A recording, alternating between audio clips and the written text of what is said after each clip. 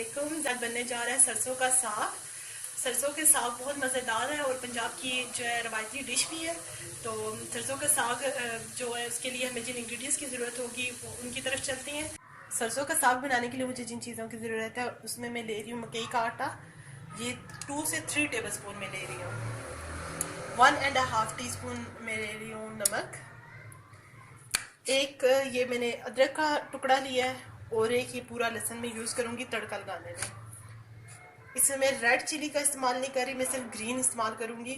इनका मैं पेस्ट बना लूँगी और इसको ऐड करूँगी। अगर पेस्ट ना भी बनाए तो जब साग बॉयल हो रहा हो तो थोड़ा सा उसमें फ़र्क रह जाए तो उस टाइम इसको हम अगर ऐड कर दें तो तब भी इसका टेस्ट भी आ जाता है और ये बीच में मिक्स हो जाती है जब हम साग को घोटते हैं तो।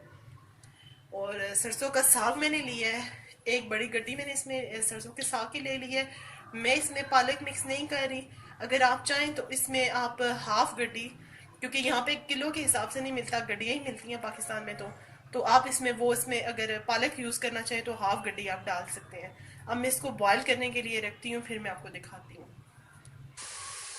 साग को मैंने गलाने के लिए रख दिया। अभी मैंने इसमें पानी शामिल नहीं किया, ये अपना भी काफ़ी सारा पानी छोड़ता है। थोड़ा सा हाफ गिलास इसमें मैं पानी का ऐड कर रही हूँ, जस्ट हाफ गिलास मैंने इसमें ऐड किया है। और ये अपना पानी जितना छोड़ेगा उसके अंदर ये इजीली गल जाएगा। ये साग हमारा गल जाए तो मैं आगे आपको दिखाती हूँ कि इसमें क्या करना है।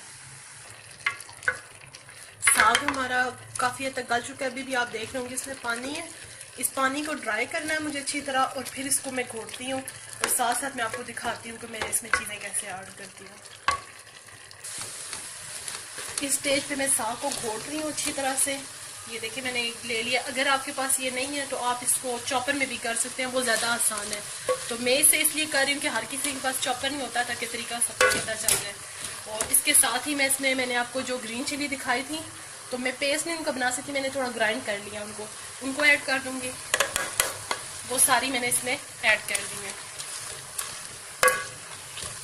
इसको मैं अच्छी तरह घोटूँगी और इस घोटने के साथ ही मैं इसमें थोड़ा थोड़ा करके मकई का आटा, बिल्कुल थोड़ा थोड़ा इस तरह से इसको भी साथ घोटूंगी। अगर इसकी ज़रूरत हुई तो सारा डाल दूंगी, अदरवाइज़ थोड़ा बहुत अगर बच गया तो वो मैं साइड पे रख दूंगी। इसको मैं अच्छे से घोटती हूँ और घोट के फिर मैं आपको दिखाती हूँ। साग हमारा काफ़ी हद तक ये आप देखें घोट लिया हमने इसको। थोड़ा सा इसका घोटने का अमल थोड़ा सा मुश्किल है, तो अगर आप चॉपर में कर लें तो आपको ज़्यादा आसान लगेगा। और इसके अंदर मैंने जो आपको आटा दिखाया था उसमें से भी बच भी गया। मैंने सिर्फ 2 चम्मच डाले हैं, अभी मेरा 2 चम्मच बाकी हैं। और जो मैंने आपको लहसुन दिखाया था मैंने उसको मोटा मोटा सा कूटा है। अदरक को मैंने बारीक कूट लिया है। मैं इसको देसी घी का तड़का लगाऊंगी। इस स्टेज पे मैं इसके अंदर नमक भी ऐड कर रही हूँ। पहले मैंने इसलिए नहीं डाला ताकि नमक की क्वान्टिटी इसमें ज़्यादा ना हो जाए, क्योंकि साग ज़्यादा दिखाई देता है और बाद में कम हो जाता है। मैं देसी घी का तड़का दे रही हूँ, आप कोई सा भी ले सकते हैं। मैंने थोड़ा सा देसी घी ले लिया है और ये कम लेने की वजह यह है कि हम जब दोबारा से मतलब कोई खाता है तो दोबारा से हम थोड़ा सा इसमें घी ऐड करके और तड़का लगा के देते हैं तो उससे ज़्यादा मज़े का लगता है। तो सबसे पहले मैं इसमें अदरक डाल दूँगी, जो मैंने आपको दिखाई थी। अदरक मैंने फाइन पीसी है और जो लहसुन था उसको मैंने मोटा मोटा सा पीसा है। इसको मैं इसके साथ ही फ्राई करती हूँ, फिर मैं इसमें लहसुन डालती हूँ।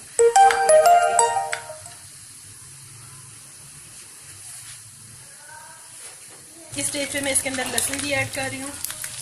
अब लहसुन को हल्का सा ब्राउन करूँगी मैं, और ब्राउन करने के बाद इसको मैं साग के ऊपर ऐड कर दूँगी और मिक्स करके फिर आपको प्रेजेंट करके दिखाती हूँ। हल्का सा ब्राउन सा कलर बस लहसुन को देना है, मैंने खुशबू किया आज। इस स्टेज पे मैं लहसुन को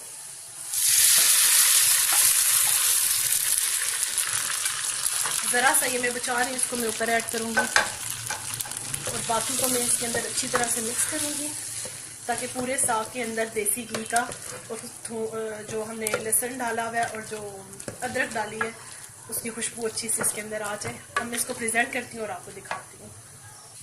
सरसों का साग हमारा रेडी हो गया है, आप बनाएं और मुझे अपना फीडबैक ज़रूर दें। और बहुत मज़े का, बहुत डिलीशियस बना है और ज़रूर बनाइएगा, दुआ में याद रखिएगा। अल्लाह हाफिज़।